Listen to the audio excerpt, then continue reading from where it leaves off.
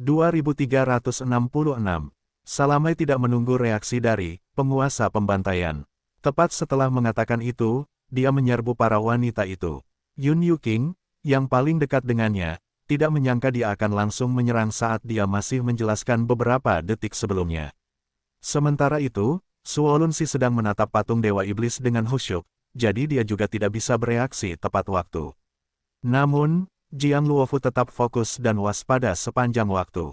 Ketika dia melihat serangan itu, 8 pedang terbang berbentuk pensil langsung terbang ke arah Salamai. Salamai mengayunkan kipasnya pelan-pelan, dan lintasan pedang terbang itu berubah. Kemudian, dia berlari lurus ke arah Ji Xiaoxi, yang berada di samping. Jiang Luofu merasa ngeri. Dengan kultivasi Ji Xiaoxi, bagaimana mungkin dia bisa menandingi wanita itu? Dia segera mengejar Salamai. Hati-hati, Pei Mianman memperingatkan. Namun, dia masih terlambat. Salamai menyeringai, seolah-olah rencananya berhasil. Tiba-tiba dia mendorong dan langsung mengenai titik akupuntur utama di dada Jiang Luofu. Seluruh tubuh Jiang Luofu mati rasa. Dia bahkan tidak bisa berdiri tegak dan terus-menerus mundur 3 langkah. Salamai ingin melanjutkan serangannya, tetapi bunga mawar hitam mekar di depannya. Dia tidak punya pilihan selain berbalik dan membela diri, dan tidak bisa menahan diri untuk tidak menggigil dalam hati. Dada wanita ini luar biasa besarnya, dan kultivasinya pun sebenarnya paling tinggi. Ketika melihat saudara perempuannya diserang satu persatu, Pei Mianman terkejut dan marah. Dia tidak menahan diri sama sekali dan langsung bertukar beberapa pukulan. Situasi dengan cepat menjadi semakin berbahaya. Salamai terkejut. Dia tidak pernah menyangka wanita yang dianggap sebagai tumbal ini begitu kuat. Meskipun kultivasinya dibatasi oleh dunia ini, kekuatan Pei Mianman masih jauh di luar dugaannya. Api hitam di sekitar Pei Mianman menyala dengan ganas. Dia hendak menyerang dengan kekuatan penuh ketika tubuhnya tiba-tiba bergetar. Kemudian, dia berbalik dengan tak percaya. Ternyata, penguasa pembantaian telah menyegel titik akupunturnya. Iklan oleh Pub Future. Salamai sangat marah dan hendak mengakhiri hidup Pei Mianman ketika penguasa pembantaian menghentikannya dan berkata, biarkan dia hidup, kita masih membutuhkannya. Salamai teringat akan masalah pengorbanan darah. Dia menatap Pei Mianman dan mendengus. Aku akan membiarkanmu hidup sedikit lebih lama. Dia melihat Donair juga sudah terkekang, dan tak dapat menahan diri untuk tidak memuji. Keahlian ayah tak tertandingi, seperti yang diharapkan. Bagaimanapun, kekuatan Donair tidaklah lemah. Dia bahkan tidak melihat bagaimana ayahnya menyegelnya, dan ayahnya bahkan membantunya menahan wanita berdada besar ini dengan mudah. Dia khawatir bahwa setelah dipenjara selama ribuan tahun, ayahnya akan jauh lebih lemah. Sekarang, dia merasa sangat lega. Mojart dan Oli menyaksikan kejadian itu dengan kaget. Ketika mereka mendengar itu, mereka segera berkata setuju. Kekuatan tak tertandingi sang penguasa adalah berkat terbesar kami. Tepat saat itu, penguasa pembantaian menatap para tetua iblis sejati dan bertanya dengan dingin, apa? Apakah kalian semua ingin bertarung? Para tetua menggigil dan segera menjawab dengan senyum minta maaf, sambil membungkuk hormat, apakah Tuan sedang bercanda? Kami datang untuk memberi penghormatan kepada Tuan. Pihak lain baru saja menyerang Donair, dan mereka hendak menolong Donair, karena dia adalah masa depan Rastro Demon. Namun, bagaimana mereka bisa mengantisipasi bahwa dia akan sangat tidak kompeten hingga langsung terkekang? Serangan mereka membuat mereka berada dalam posisi yang sulit. Mereka juga dikejutkan oleh kekuatan Lord of Slaughter. Situasinya jauh di luar kendali mereka, membuat mereka benar-benar yakin akan keputusasaan posisi mereka. Aku tidak menyangka kau akan berani, kata penguasa pembantaian. Salamai mendengus bangga dan mengusulkan kepada Raja Pembantaian, sambil tersenyum, ayah, bagaimana kalau kita mulai pengorbanan darahnya sekarang?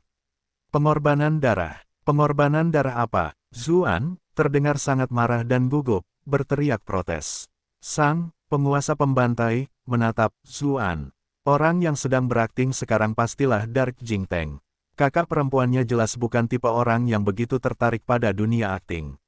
Dia segera berkata, baiklah. Sementara itu, dia berkata kepada Pei Mianman, jangan khawatir, aku hanya perlu melihat formasi pengorbanan darah yang dia gunakan terlebih dahulu. Iklan oleh Pub Future. Rencana sang pembantai adalah sesuatu yang hanya diketahui oleh ayah dan anak perempuan itu. Sang pembantai yang sebenarnya telah meninggal, jadi satu-satunya yang mengetahuinya sekarang adalah Salamai. Mendengar itu, senyum Salamai semakin lebar. Ia segera memberi instruksi pada Oli untuk mengatur formasi pengorbanan darah. Oli menggambar bintang berujung 6 di tanah dengan berbagai macam rune rumit di sekitarnya. Salamai menata para wanita di berbagai sudut bintang. Alisnya berkerut dan dia berkata, sayang sekali kita kehilangan seorang wanita suci. Karena itu, dia memerintahkan seorang bawahan untuk menangkap wanita ras iblis yang paling menonjol di antara para pemandu untuk menebusnya. Dia ingat bahwa ada beberapa di antara para pemandu yang baik. Meskipun mereka bukan orang suci, mereka dapat diterima. Karena itu, bawahan itu segera pergi. Zuan tidak dapat menahan diri untuk tidak berseru dengan marah. Salamai, omong kosong macam apa ini? Bukankah kita sudah sepakat untuk menjadi sekutu? Salamai tidak mempedulikannya, dan malah berjalan mendekati para wanita itu.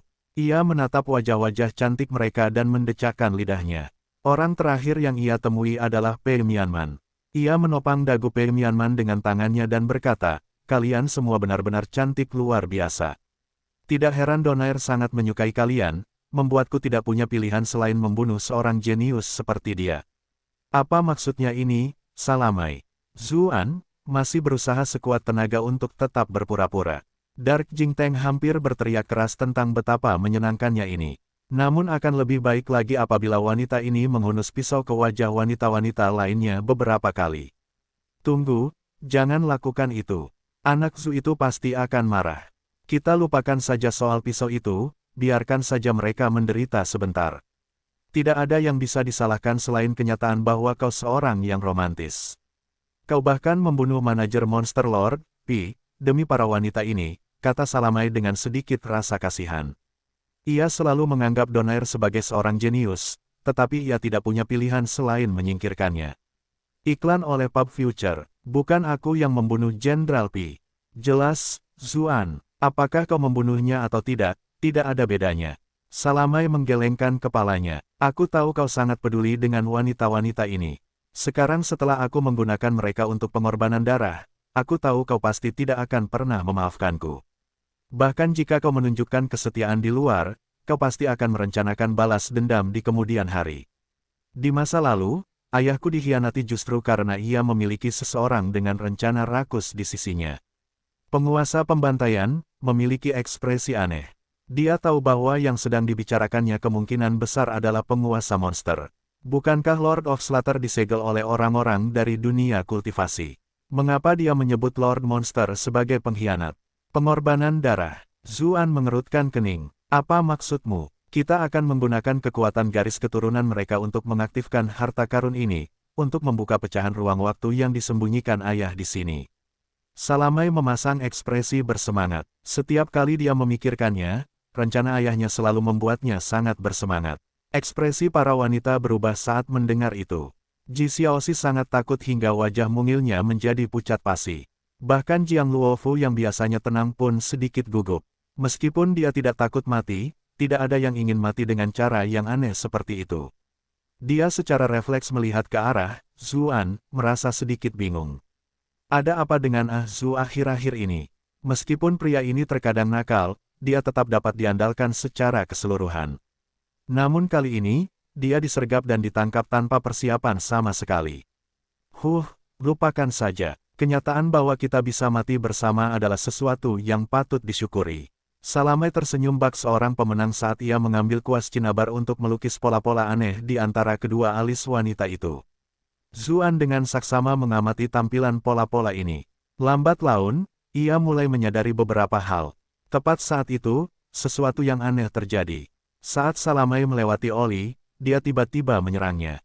Salamai sangat puas dengan pencapaiannya, jadi bagaimana dia bisa bereaksi tepat waktu.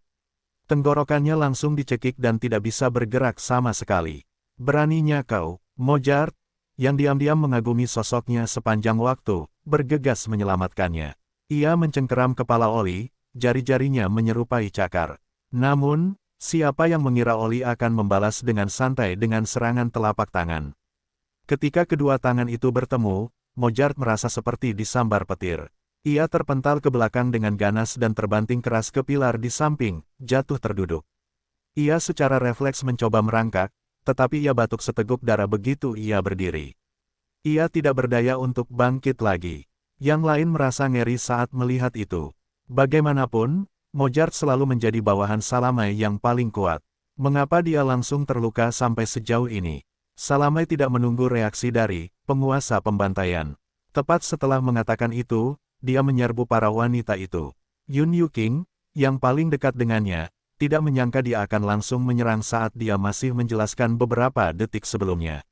Sementara itu, Suolunsi sedang menatap patung Dewa Iblis dengan khusyuk, jadi dia juga tidak bisa bereaksi tepat waktu. Namun, Jiang Luofu tetap fokus dan waspada sepanjang waktu. Ketika dia melihat serangan itu, 8 pedang terbang berbentuk pensil langsung terbang ke arah Salamai. Salamai mengayunkan kipasnya pelan-pelan, dan lintasan pedang terbang itu berubah. Kemudian, dia berlari lurus ke arah Ji Xiaoxi, yang berada di samping.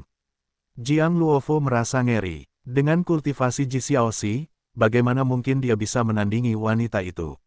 Dia segera mengejar Salamai. Hati-hati, Pei Mianman memperingatkan. Namun, dia masih terlambat. Salamai menyeringai, seolah-olah rencananya berhasil. Tiba-tiba dia mendorong dan langsung mengenai titik akupuntur utama di dada Jiang Luofu. Seluruh tubuh Jiang Luofu mati rasa. Dia bahkan tidak bisa berdiri tegak dan terus-menerus mundur 3 langkah. Salamai ingin melanjutkan serangannya, tetapi bunga mawar hitam mekar di depannya. Dia tidak punya pilihan selain berbalik dan membela diri, dan tidak bisa menahan diri untuk tidak menggigil dalam hati. Dada wanita ini luar biasa besarnya, dan kultivasinya pun sebenarnya paling tinggi. Ketika melihat saudara perempuannya diserang satu persatu, Pei Mianman terkejut dan marah. Dia tidak menahan diri sama sekali dan langsung bertukar beberapa pukulan. Situasi dengan cepat menjadi semakin berbahaya. Salamai terkejut. Dia tidak pernah menyangka wanita yang dianggap sebagai tumbal ini begitu kuat. Meskipun kultivasinya dibatasi oleh dunia ini, kekuatan Pei Mianman masih jauh di luar dugaannya. Api hitam di sekitar Pei Mianman menyala dengan ganas. Dia hendak menyerang dengan kekuatan penuh ketika tubuhnya tiba-tiba bergetar. Kemudian, dia berbalik dengan tak percaya. Ternyata, penguasa pembantaian telah menyegel titik akupunturnya. Iklan oleh Pub Future. Salamai sangat marah dan hendak mengakhiri hidup Pei Mianman ketika penguasa pembantaian menghentikannya dan berkata, biarkan dia hidup, kita masih membutuhkannya. Salamai teringat akan masalah pengorbanan darah. Dia menatap Pei Mianman dan mendengus. Aku akan membiarkanmu hidup sedikit lebih lama. Dia melihat Donair juga sudah terkekang, dan tak dapat menahan diri untuk tidak memuji keahlian ayah tak tertandingi, seperti yang diharapkan. Bagaimanapun, kekuatan Donair tidaklah lemah. Dia bahkan tidak melihat bagaimana ayahnya menyegelnya, dan ayahnya bahkan membantunya menahan wanita berdada besar ini dengan mudah. Dia khawatir bahwa setelah dipenjara selama ribuan tahun, ayahnya akan jauh lebih lemah. Sekarang, dia merasa sangat lega. Mojart dan Oli menyaksikan kejadian itu dengan kaget. Ketika mereka mendengar itu, mereka segera berkata setuju. Kekuatan tak tertandingi sang penguasa adalah berkat terbesar kami. Tepat saat itu, penguasa pembantaian menatap para tetua iblis sejati dan bertanya dengan dingin, apa? Apakah kalian semua ingin bertarung? Para tetua menggigil dan segera menjawab dengan senyum minta maaf, sambil membungkuk hormat, apakah Tuan sedang bercanda? Kami datang untuk memberi penghormatan kepada Tuan. Pihak lain baru saja menyerang Donair, dan mereka hendak menolong Donair, karena dia adalah masa depan Rastro Demon. Namun, bagaimana mereka bisa mengantisipasi bahwa dia akan sangat tidak kompeten hingga langsung terkekang? Serangan mereka membuat mereka berada dalam posisi yang sulit. Mereka juga dikejutkan oleh kekuatan Lord of Slaughter. Situasinya jauh di luar kendali mereka, membuat mereka benar-benar yakin akan keputusasaan posisi mereka. Aku tidak menyangka kau akan berani, kata penguasa pembantaian. Salamai mendengus bangga dan mengusulkan kepada Raja Pembantaian, sambil tersenyum, ayah, bagaimana kalau kita mulai pengorbanan darahnya sekarang?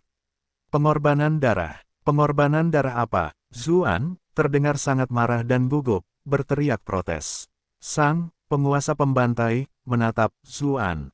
Orang yang sedang berakting sekarang pastilah Dark Jingteng. Kakak perempuannya jelas bukan tipe orang yang begitu tertarik pada dunia akting. Dia segera berkata, baiklah. Sementara itu, Dia berkata kepada Pei Mianman, "Jangan khawatir, aku hanya perlu melihat formasi pengorbanan darah yang dia gunakan terlebih dahulu." Iklan oleh Pub Future, rencana sang pembantai adalah sesuatu yang hanya diketahui oleh ayah dan anak perempuan itu. Sang pembantai yang sebenarnya telah meninggal, jadi satu-satunya yang mengetahuinya sekarang adalah Salamai. Mendengar itu, senyum Salamai semakin lebar. Ia segera memberi instruksi pada Oli untuk mengatur formasi pengorbanan darah. Oli menggambar bintang berujung 6 di tanah dengan berbagai macam rune rumit di sekitarnya. Salamai menata para wanita di berbagai sudut bintang. Alisnya berkerut dan dia berkata, "Sayang sekali kita kehilangan seorang wanita suci." Karena itu, dia memerintahkan seorang bawahan untuk menangkap wanita ras iblis yang paling menonjol di antara para pemandu untuk menebusnya. Dia ingat bahwa ada beberapa di antara para pemandu yang baik. Meskipun mereka bukan orang suci, mereka dapat diterima. Karena itu, bawahan itu segera pergi. Zuan tidak dapat menahan diri untuk tidak berseru dengan marah. "Salamai, omong kosong macam apa ini? Bukankah kita sudah sepakat untuk menjadi sekutu?" Salamai tidak mempedulikannya, dan malah berjalan mendekati para wanita itu. Ia menatap wajah-wajah cantik mereka dan mendecakkan lidahnya. Orang terakhir yang ia temui adalah Pei Mianman. Ia menopang dagu Pei Mianman dengan tangannya dan berkata, "Kalian semua benar-benar cantik luar biasa. Tidak heran Donair sangat menyukai kalian, membuatku tidak punya pilihan selain membunuh seorang jenius seperti dia." "Apa maksudnya ini, Salamai?" Zuan masih berusaha sekuat tenaga untuk tetap berpura-pura. Dark Jingteng hampir berteriak keras tentang betapa menyenangkannya ini. Namun akan lebih baik lagi apabila wanita ini menghunus pisau ke wajah wanita-wanita lainnya beberapa kali. "Tunggu, jangan lakukan itu. Anak Zu itu pasti akan marah. Kita lupakan saja soal pisau itu, biarkan saja mereka menderita sebentar. Tidak ada yang bisa disalahkan selain kenyataan bahwa kau seorang yang romantis. Kau bahkan membunuh manajer Monster Lord, Pi, demi para wanita ini," kata Salamai dengan sedikit rasa kasihan. Ia selalu menganggap Donair sebagai seorang jenius, tetapi ia tidak punya pilihan selain menyingkirkannya. Iklan oleh Pub Future, "Bukan aku yang membunuh Jenderal Pi." "Jelas, Zuan. Apakah kau membunuhnya atau tidak, tidak ada bedanya." Salamai menggelengkan kepalanya. "Aku tahu kau sangat peduli dengan wanita-wanita ini. Sekarang setelah aku menggunakan mereka untuk pengorbanan darah, aku tahu kau pasti tidak akan pernah memaafkanku. Bahkan jika kau menunjukkan kesetiaan di luar, kau pasti akan merencanakan balas dendam di kemudian hari. Di masa lalu, ayahku dikhianati justru karena ia memiliki seseorang dengan rencana rakus di sisinya." Penguasa pembantaian memiliki ekspresi aneh. Dia tahu bahwa yang sedang dibicarakannya kemungkinan besar adalah penguasa monster. Bukankah Lord of Slaughter disegel oleh orang-orang dari dunia kultivasi? Mengapa dia menyebut Lord Monster sebagai pengkhianat? Pengorbanan darah. Zuan mengerutkan kening. "Apa maksudmu? Kita akan menggunakan kekuatan garis keturunan mereka untuk mengaktifkan harta karun ini, untuk membuka pecahan ruang waktu yang disembunyikan ayah di sini." Salamai memasang ekspresi bersemangat. Setiap kali dia memikirkannya, rencana ayahnya selalu membuatnya sangat bersemangat. Ekspresi para wanita berubah saat mendengar itu. Ji Xiaoxi sangat takut hingga wajah mungilnya menjadi pucat pasi. Bahkan Jiang Luofu yang biasanya tenang pun sedikit gugup. Meskipun dia tidak takut mati, tidak ada yang ingin mati dengan cara yang aneh seperti itu. Dia secara refleks melihat ke arah Zuan, merasa sedikit bingung. Ada apa dengan Zu akhir-akhir ini? Meskipun pria ini terkadang nakal, dia tetap dapat diandalkan secara keseluruhan. Namun kali ini, dia disergap dan ditangkap tanpa persiapan sama sekali. Lupakan saja. Kenyataan bahwa kita bisa mati bersama adalah sesuatu yang patut disyukuri. Salamai tersenyum bak seorang pemenang saat ia mengambil kuas cinabar untuk melukis pola-pola aneh di antara kedua alis wanita itu. Zuan dengan saksama mengamati tampilan pola-pola ini. Lambat laun, ia mulai menyadari beberapa hal. Tepat saat itu, sesuatu yang aneh terjadi. Saat Salamai melewati Oli, dia tiba-tiba menyerangnya. Salamai sangat puas dengan pencapaiannya, jadi bagaimana dia bisa bereaksi tepat waktu. Tenggorokannya langsung dicekik dan tidak bisa bergerak sama sekali. "Beraninya kau, Mojart," yang diam-diam mengagumi sosoknya sepanjang waktu, bergegas menyelamatkannya. Ia mencengkeram kepala Oli, jari-jarinya menyerupai cakar. Namun, Siapa yang mengira Oli akan membalas dengan santai dengan serangan telapak tangan? Ketika kedua tangan itu bertemu, Mozart merasa seperti disambar petir. Ia terpental ke belakang dengan ganas dan terbanting keras ke pilar di samping, jatuh terduduk. Ia secara refleks mencoba merangkak, tetapi ia batuk seteguk darah begitu ia berdiri. Ia tidak berdaya untuk bangkit lagi. Yang lain merasa ngeri saat melihat itu. Bagaimanapun, Mozart selalu menjadi bawahan Salamai yang paling kuat. Mengapa dia langsung terluka sampai sejauh ini? Wajah Salamai memerah seluruhnya. Ia dipenuhi rasa jijik dan marah. Lepaskan dia. Ketika dia melihat itu, rongga mata Mozart hampir terbelah. Dia mencoba untuk berlari beberapa kali, tetapi luka-lukanya terlalu serius, dan dia jatuh ke tanah lagi. Monster Lord menatapnya dengan pandangan penuh penghinaan. Kau benar-benar menggelikan. Seorang individu generasi tua sepertimu benar-benar memiliki perasaan yang tak terkatakan terhadap keponakanmu. Menjijikkan. Omong kosong, aku tidak. Aku sama sekali tidak. Wajah Mozart langsung memerah. Diam-diam dia menatap Salamai lalu ke wajah penguasa pembantaian. Monster Lord mencibir. Berani sekali kau melakukan perbuatan itu, tapi tidak mau bertanggung jawab. Sungguh menyedihkan. Sebenarnya, aku telah melakukan kesalahan. Kau bahkan tidak berani melakukan perbuatan itu. Jika aku jadi kau, aku akan memiliki banyak kesempatan untuk melakukan kesalahan pertamamu. Saat itu, nasi sudah matang dan sudah terlambat untuk mengubah apapun. Dengan begitu, aku mungkin masih menganggapmu sebagai pria sejati. Namun, kau tidak berani. Pah, aku benar-benar tidak tahu bagaimana seseorang sebodoh dan pengecut sepertimu bisa menyamai ketenaranku di masa lalu. Dasar tak tahu malu. Salamai begitu marah hingga seluruh tubuhnya gemetar. Terima kasih banyak atas pujiannya. Monster Lord sama sekali tidak mempermasalahkannya, dan malah menatap Lord of Slaughter. Mengapa mendiang Lord tidak mengatakan apapun selama ini? Sepertinya di penjara di bawah pegunungan bersalju besar selama bertahun-tahun telah menghilangkan sebagian besar amarahmu yang berapi-api. Sang penguasa pembantaian menatapnya dengan tenang sebelum menjawab, bukankah kau melakukan semua ini hanya untuk membuatku marah dengan sengaja sehingga aku akan mengungkapkan beberapa celah untuk kau manfaatkan? Monster Lord mengungkapkan sedikit keterkejutan. Ada ungkapan terkenal di antara manusia di dunia ini yang berbunyi, seseorang harus memandang seseorang dengan rasa hormat baru setelah 3 hari berpisah. Tampaknya memang begitu. Salamai berteriak, ayah, kau tidak perlu khawatir padaku. Bunuh saja dia. Monster Lord terkekeh. Ayahmu pasti sudah bertindak jika dia punya kemampuan untuk melakukannya. Apakah menurutmu dia perlu menunggumu mengatakan itu? Salamai langsung merasakan hawa dingin menjalar ke sekujur tubuhnya. Benar sekali. Dengan sifat pemarah ayahnya, kapan dia pernah merasa terancam oleh seseorang sebelumnya? Fakta bahwa dia tetap diam selama ini pasti berarti dia tidak punya banyak rasa percaya diri. Setelah ribuan tahun, kekuatan Monster Lord mungkin tidak lebih rendah dari ayah sama sekali. Penguasa pembantaian tidak merasa frustrasi, dan malah berkata, hanya ada satu hal yang tidak dapat kupahami. Karena kau telah merencanakannya secara aktif selama ini, mengapa kau bertindak sekarang, dan tidak setelah kita memasuki fragmen ruang waktu itu? Di dalam hatinya, dia tiba-tiba mengerti mengapa Monster Lord tampak kalah ketika mereka meninggalkan Monster World, tetapi tidak ada poin rage sama sekali. Semua itu hanya akting untuk dilihat Salamai dan Donair. Sementara itu, Monster Lord telah bersembunyi di dalam kelompok mereka, dan semuanya berada dalam genggamannya. Dalam hal itu, tentu saja tidak perlu marah sama sekali. Monster Lord mendengus. Alasan mengapa aku menunggu selama ini, selain mengetahui apa yang kau sembunyikan, sebagian besar karena aku takut pada orang ini. Setelah mengatakan itu, tatapannya beralih ke Donair. Donair, Salamai tercengang. Dia tidak pernah menyangka bahwa Monster Lord yang kuat itu benar-benar takut padanya. Apakah menurutmu dia benar-benar Donair? Monster Lord berkata sambil mencibir, Donair yang asli sudah lama mati.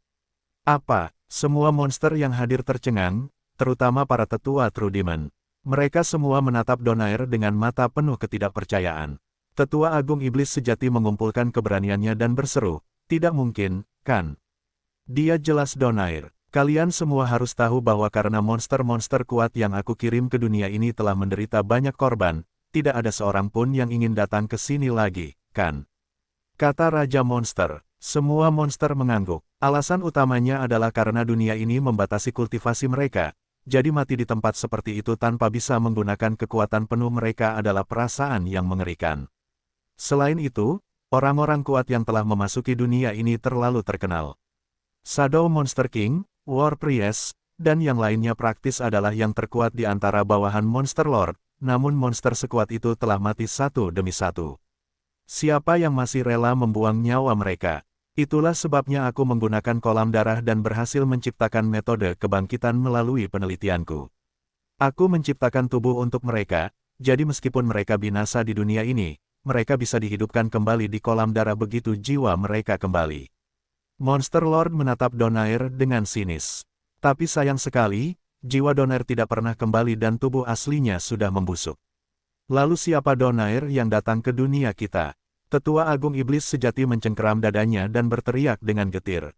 Dia hampir pingsan. Tidak ada masa depan yang tersisa bagi ras iblis sejati.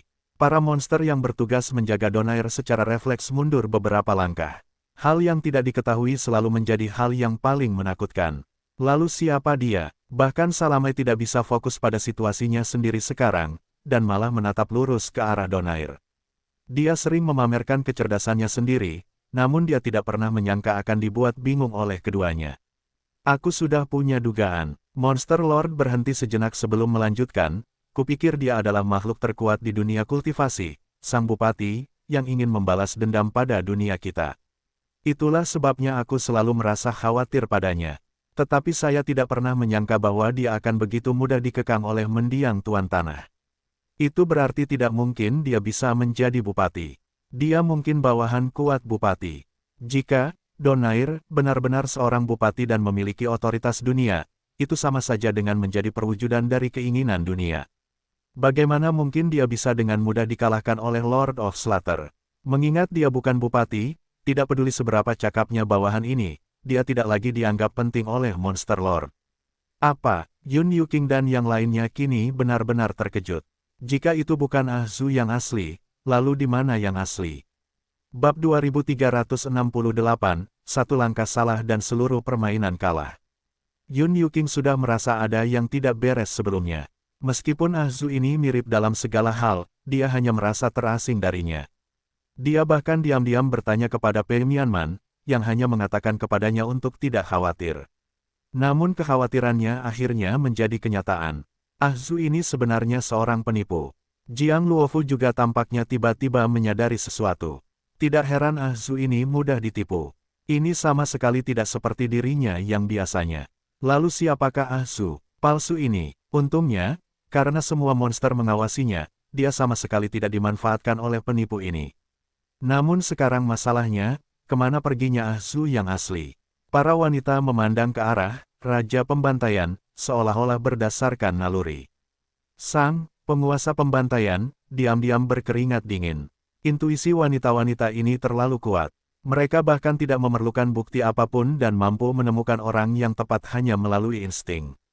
Dia khawatir mereka akan membocorkan identitasnya.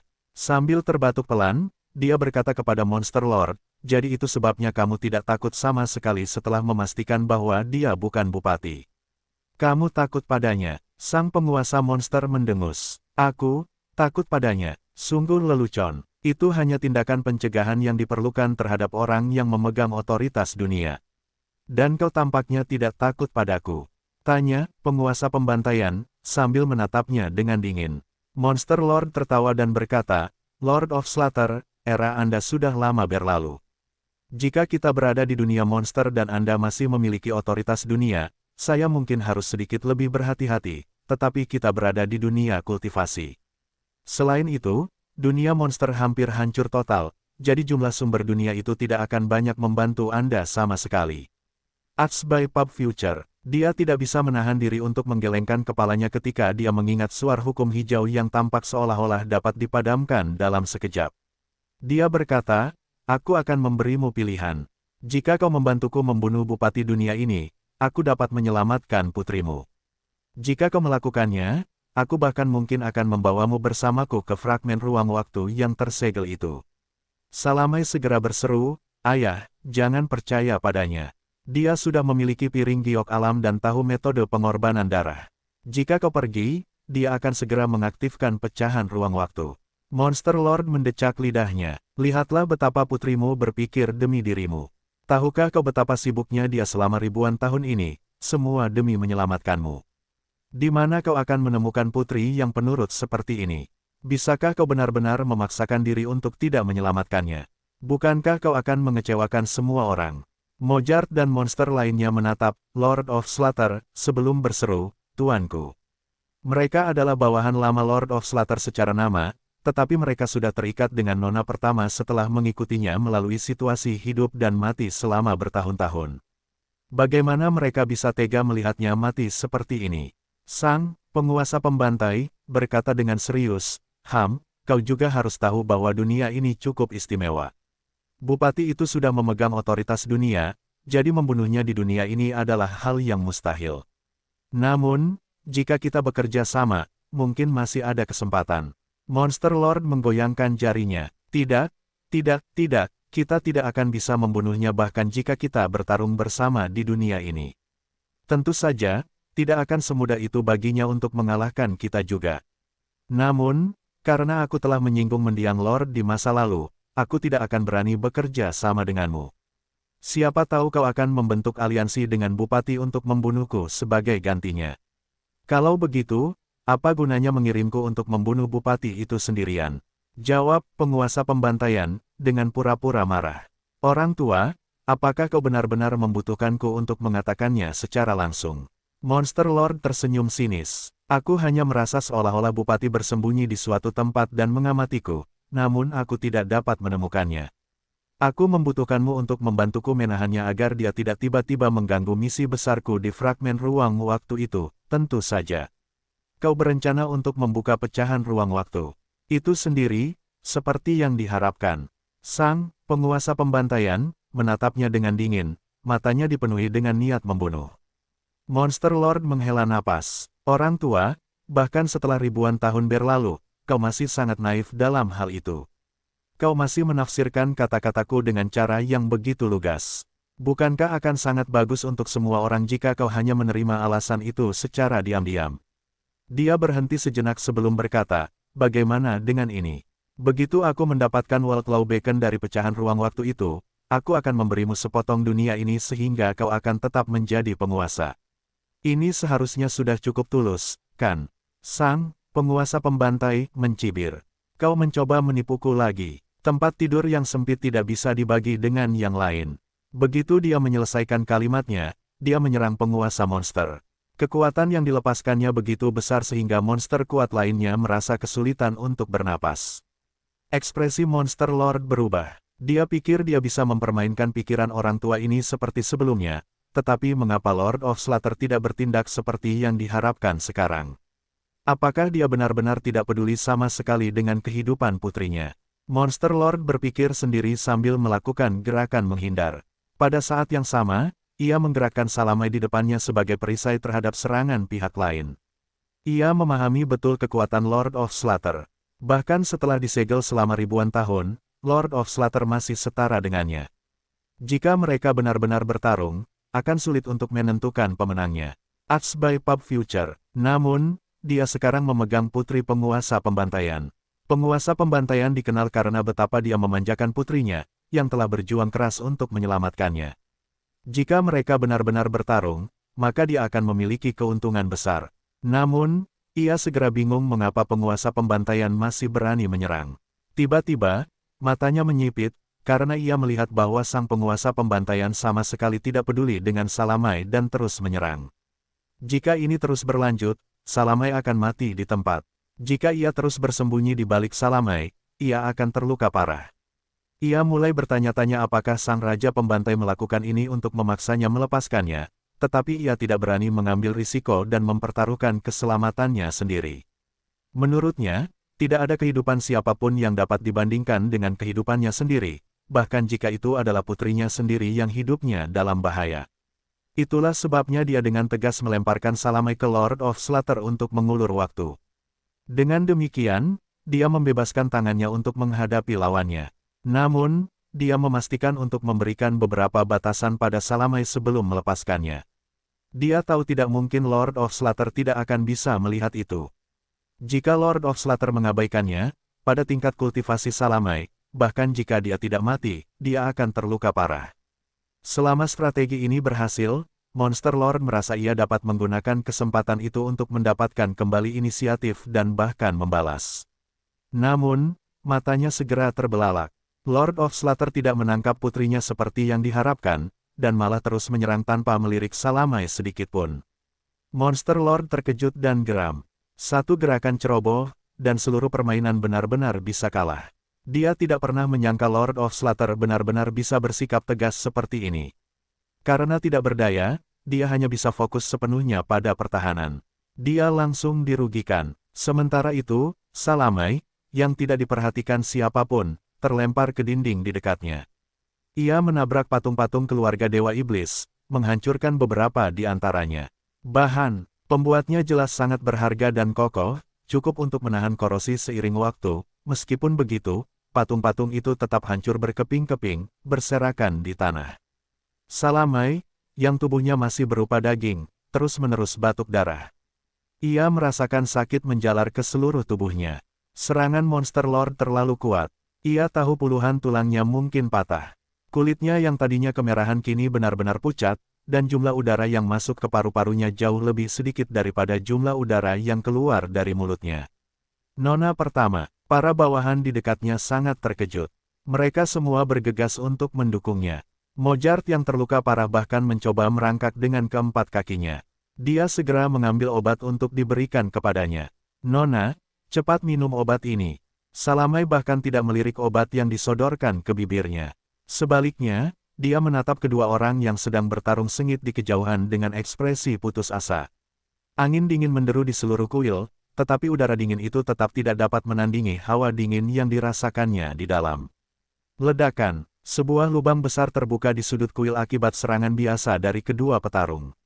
Namun di telinga Salamai, suara itu tidak memekakkan telinga seperti suara sesuatu yang hancur di hatinya. Aktivitas di istana dengan cepat membuat orang-orang dari ras iblis waspada. Namun, tekanan yang kuat membuat mereka kesulitan bernapas bahkan sebelum mereka mendekat. Raja Monster khawatir pengorbanan itu akan rusak, dan Raja Pembantai juga khawatir akan melukai Pei Mianman dan yang lainnya. Keduanya diam-diam setuju untuk membawa pertarungan mereka keluar istana, lalu mereka terbang ke awan. Ketika mereka melihat awan hitam yang bergulung-gulung muncul di langit dan tekanan mengerikan yang terus berlanjut, banyak anggota ras iblis berlutut. Dewa Iblis telah menunjukkan kepada kita sebuah tanda, dia telah muncul. Kalau bukan Dewa Iblis, siapa lagi yang memiliki kekuatan suci seperti itu?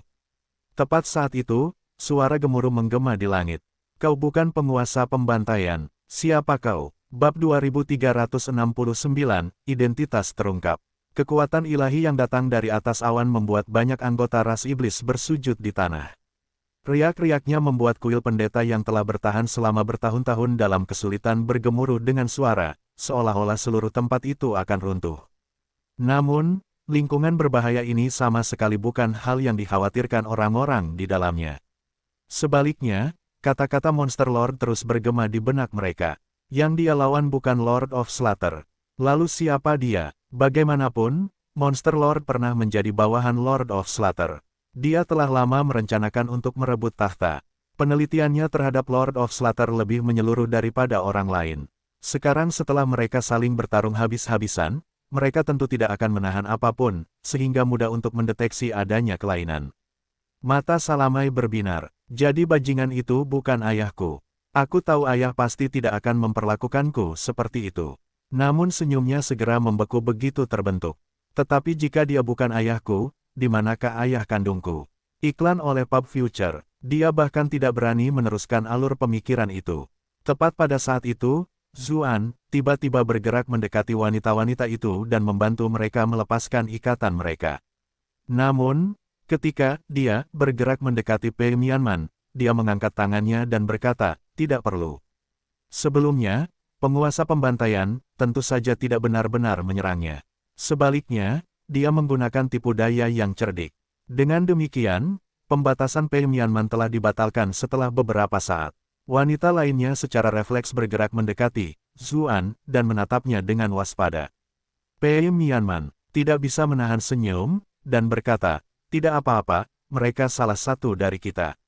Dia tidak menyangka bahwa Jing Teng, yang tampaknya tidak pernah membiarkan siapapun mendekatinya, benar-benar akan menampilkan penampilan yang begitu realistis. Jing Teng juga menatapnya. Amarah wanita ini sama besarnya dengan dadanya. Namun, antara dia dan wanita lain yang melakukan ciuman dewi itu, siapa yang menjadi istri utamanya? Adegan masa lalu itu sungguh mengejutkan. Jing Teng meninggalkan kenangan yang tak terlupakan. "Kakak, omong kosong macam apa yang kau katakan? Istri utama jelas-jelas adalah kami para saudari. Para wanita lainnya hanya bisa memanggil kami para saudari. Lagi pula, dalam hal senioritas, siapa yang bisa menandingi kami berdua? Tentu saja kami seharusnya menjadi istri utama." Dark Jing Teng terus berteriak dalam hati mereka. "Aku dengar semua pria menganggap usia ideal adalah 18 tahun, jawab White Jing Teng dingin. "Bukankah kita sudah berusia 18 tahun? Bukankah 18 abad masih 18 tahun? Jawab Dark Jing Teng dengan marah. Jing Teng putih terdiam. Salamai akhirnya bereaksi. Ia menoleh ke Zuan dan berkata, "Donair, tidak, aku tidak seharusnya memanggilmu Donair. Siapa penipu itu? Lagi pula, Donairlah yang menemukan gunung bersalju yang memenjarakan ayahnya, dan dialah yang membuka segelnya. Bagaimana mungkin dia tidak tahu kebenarannya? Lagi pula, dia sendiri bahkan seorang penipu." Ketika Salamai memikirkan bagaimana ia telah ditipu oleh pria ini dan bahkan telah mengungkapkan semua rencana ayahnya, ia merasa seolah-olah telah dilemparkan ke dalam ruang bawah tanah yang beku. Ia merasa sedingin es dari ujung kepala sampai ujung kaki. "Aku sudah bosan dengan topeng ini." Sambil mendengus, Jing Teng berubah hanya dengan satu gerakan dan kembali ke wujud aslinya. Ketika mereka melihat tuan muda yang tampan itu berubah menjadi wanita cantik yang anggun dan elegan, semua monster itu sedikit tercengang. Meskipun mereka berasal dari spesies yang berbeda, mereka harus mengakui bahwa wanita ini cantik. Cara khusus yang dia lakukan juga sangat mempesona. Selain itu, siapa di antara para wanita suci ras iblis itu yang tidak cantik luar biasa? Mereka benar-benar bertanya-tanya bagaimana semua wanita luar biasa ini bisa berakhir bersama. Bahkan Salamai, yang cukup bangga dengan penampilannya sendiri, harus mengakui bahwa dia tidak punya hak untuk bersikap sombong di hadapan para wanita ini. Namun, dia segera tersadar dari lamunannya. Betapapun cantiknya wanita-wanita ini, mereka hanyalah alat, tidak lebih dari sekadar mainan untuk dimainkan oleh yang kuat. Bagaimana mereka bisa dibandingkan dengan seseorang sepertiku yang memutuskan nasibku sendiri? Ketika mereka melihat bahwa Donair benar-benar telah ditiru oleh seorang wanita, Tetua Agung Iblis sejati tidak dapat menahan ratapannya. Donair benar-benar telah mati, dia benar-benar mati. Dia masih memiliki secercah harapan ketika dia pertama kali mendengar apa yang dikatakan oleh Raja Monster. Namun sekarang, harapan terakhir itu juga telah hancur. Pei Mianman dan yang lainnya tidak merasa simpati sedikit pun saat melihatnya terisak-isak. Mereka sepenuhnya memahami betapa jahatnya Donair. Satu-satunya hal yang mereka khawatirkan saat ini adalah pertarungan Zuan. "Bibi kecil, apakah dia akan dalam bahaya?" tanya Ji Xiaoxi, dialah yang pertama kali kehilangan ketenangannya. Suaranya sedikit bergetar. Bagaimanapun, Monster Lord adalah lawannya. Xiaoxi telah melihat betapa kuatnya Monster Lord di dunia monster, dan bagaimana semua makhluk kuat di dunia itu merasakan ketakutan terhadapnya yang berasal dari lubuk hati mereka. Dia masih merasakan ketakutan yang tersisa bahkan sekarang. Jiang Luofu juga menatap ke langit. Dia juga sangat khawatir. "Jangan khawatir, aku tidak berani menjanjikan apapun kepadamu di dunia monster, tetapi di dunia kita, setidaknya dia harus bisa melindungi dirinya sendiri." Pei Mianman dengan lembut membelai pipi Ji Xiaoxi yang menggemaskan sambil menghiburnya. Yun Yuking dan yang lainnya menghela napas lega ketika mendengar apa yang dikatakannya. Dia bergumam pada dirinya sendiri, benar sekali. Dia sangat kuat, dia pasti akan baik-baik saja. Meskipun begitu, dia masih belum memiliki rasa percaya diri.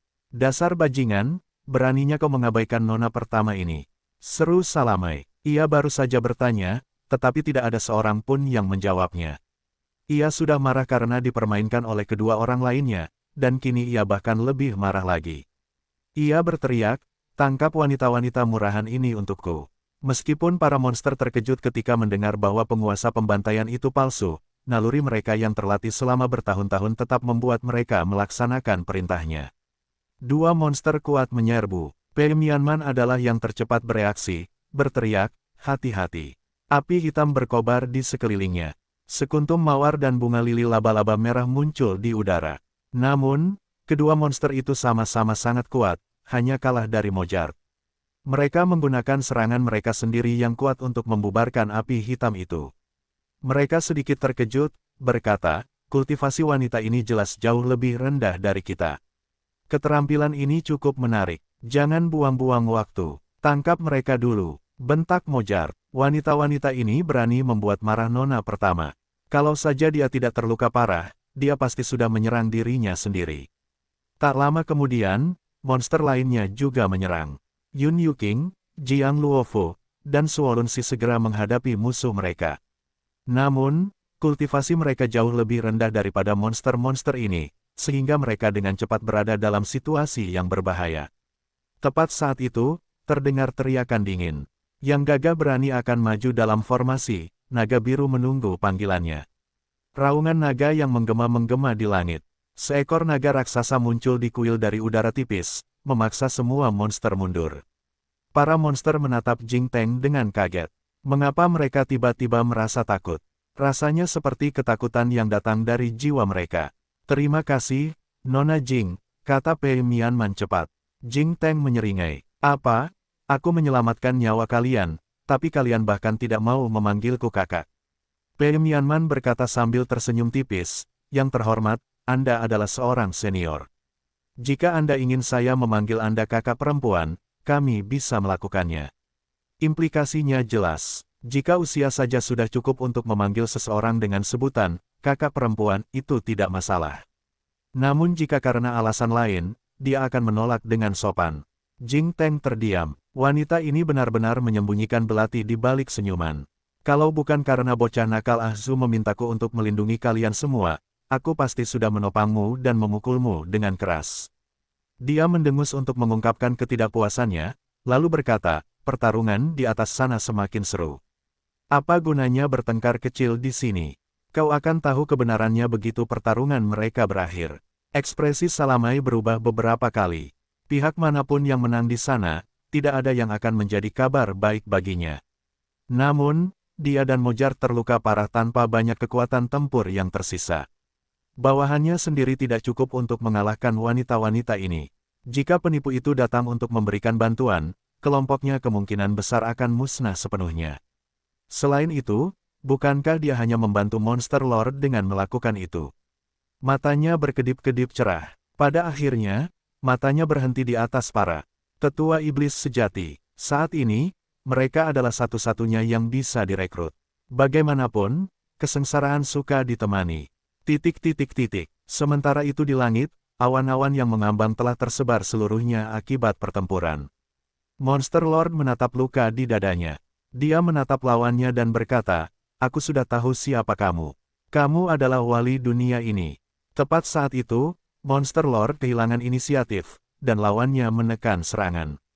Selain saat ia bertarung melawan Annihilation Beast, ini adalah pertama kalinya ia mendapati dirinya dalam kondisi yang menyedihkan. Meskipun kultivasinya dibatasi di dunia ini, tidak mungkin ada kultivator acak yang bisa menekannya sejauh ini. Mudah untuk menebak siapa lawannya berdasarkan itu. Para monster di kuil terkejut mendengar apa yang terjadi di atas mereka. Jadi dialah bupati legendaris itu. Awalnya, Salamai merasa sangat dirugikan dan dipermalukan setelah ditipu oleh beberapa pihak, terutama Donair, seseorang yang dipandang rendah olehnya. Namun, saat mengetahui bahwa orang itu adalah bupati legendaris, dia tiba-tiba menjadi jauh lebih tenang. Bagaimanapun, dia adalah penguasa dunia ini. Ditipu oleh orang seperti itu bukanlah masalah besar. Dia juga merasa sedikit lega karena hal lain. Tak heran jika ia mampu membuat banyak wanita cantik terpikat padanya. Kudengar bupati itu terkenal karena parasnya. Aku jadi penasaran seperti apa sebenarnya dia.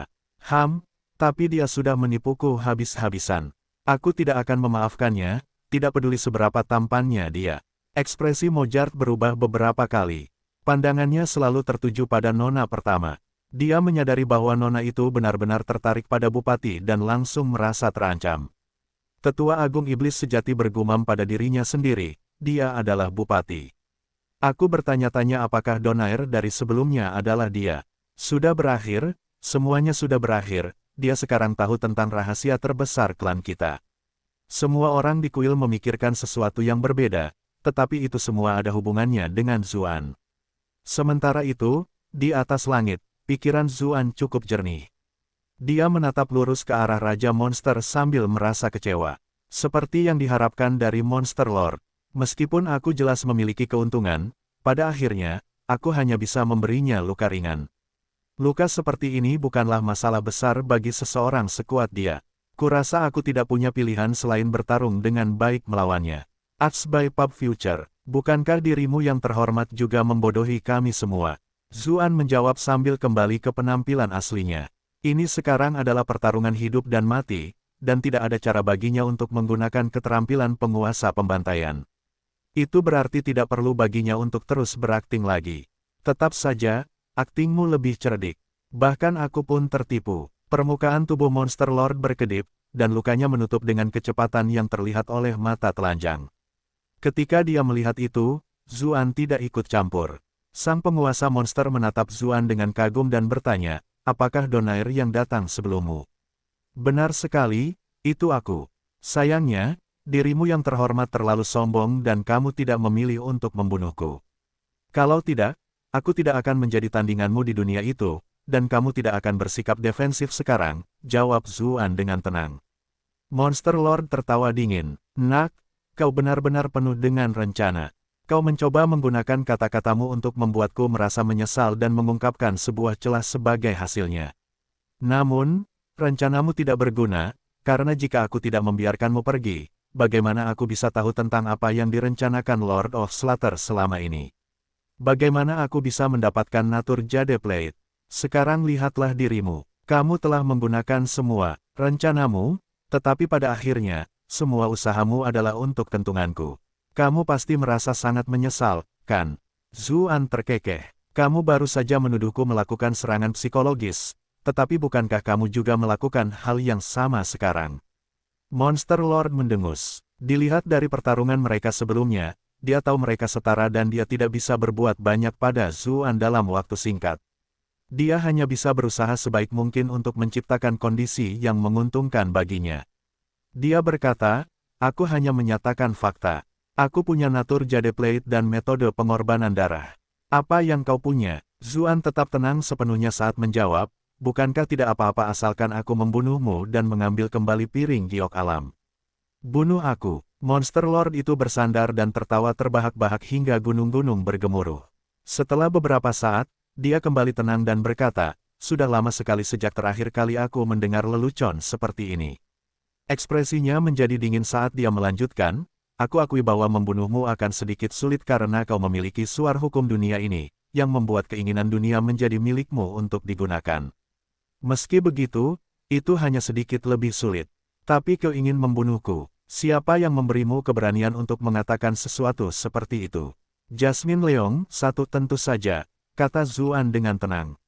Dia sengaja berbicara begitu banyak untuk membuat Monster Lord kehilangan ketenangannya, tetapi yang terakhir terlalu licik, hanya berpura-pura marah, itu bahkan bisa menjadi tipuan untuk memancingnya menyerang. Ats by Pub Future, Jasmine Leong, sang raja monster tercengang. Siapa dia? Para wanita di kuil saling memandang dengan cemas. Itu jelas nama seorang wanita. Apakah ini salah satu kekasih Ah Su? Nona Pei, Anda sudah bersama Ah Su paling lama. Siapa Jasmine Leong ini? Yun Yuking tidak dapat menahan diri untuk bertanya. Jing Teng yang sombong dan dingin juga menajamkan telinganya. Aku tidak tahu, kata Pei Mianman sambil tertawa dingin. Pria itu punya banyak kekasih, bagaimana mungkin aku bisa mengenal mereka semua?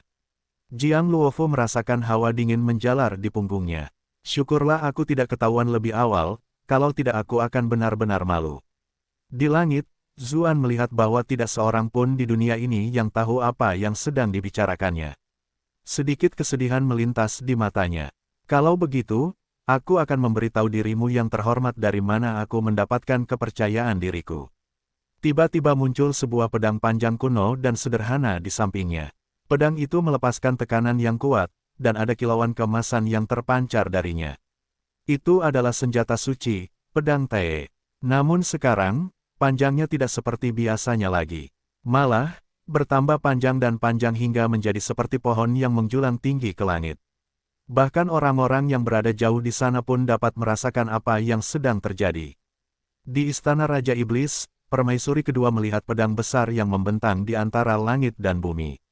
Ia bergumam pada dirinya sendiri, dia telah kembali, dia telah kembali.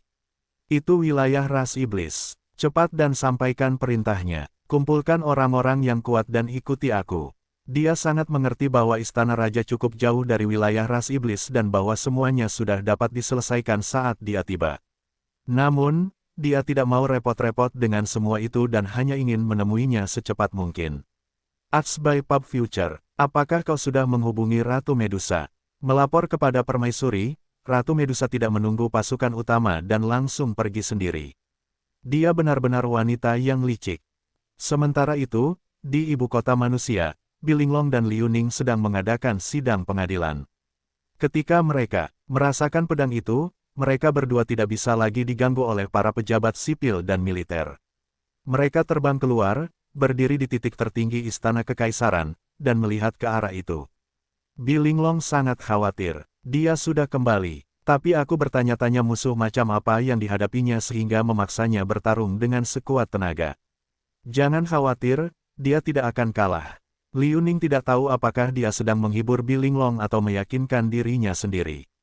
Kedua musuh politik yang telah bertikai selama bertahun-tahun ini tanpa disadari akhirnya saling berpegangan tangan erat. Mereka berdua jelas sangat khawatir. Di atas istana naga milik ras laut, Sang Hongyu dan Sang Liuyu berdiri di atas gelombang raksasa setinggi puluhan meter di atas permukaan laut. Saat mereka melihat pedang besar di cakrawala, mereka berdua juga merasa khawatir. Apakah dia akan baik-baik saja? Dia adalah pria yang menciptakan keajaiban. Dia pasti akan baik-baik saja. Berbeda dengan keterkejutan dan kekhawatiran yang terjadi puluhan ribu mil jauhnya, semua orang yang hadir di dekat pertempuran itu sudah terkapar di tanah karena tekanan yang mengerikan. Seluruh tubuh mereka bergetar hebat. Satu-satunya hal yang membantu adalah kekuatan aneh yang melindungi area di dalam kuil, yang memungkinkan mereka bertahan dari tekanan yang mengerikan itu. Tidak heran sebelumnya, Monster Lord berkata bahwa membunuh bupati yang memegang otoritas dunia ini hampir mustahil. Pedang ini memadatkan keinginan seluruh dunia, menggunakan semua kekuatan dunia untuk membunuh musuh yang kuat. Siapa di dunia ini yang bisa menghentikan hal seperti itu? Mojart tiba-tiba berkata sambil mendesah. Dia adalah seseorang yang sama terkenalnya dengan Monster Lord ribuan tahun yang lalu. Meskipun luka-lukanya parah saat ini, wawasannya tetap ada. Dia segera menyadari betapa hebatnya serangan ini. Kita telah menaklukkan begitu banyak dunia di masa lalu, dan banyak di antaranya jauh lebih kuat daripada dunia ini. Beberapa di antaranya juga memiliki suar hukum, jadi mengapa mereka tidak memiliki tingkat kekuatan ini?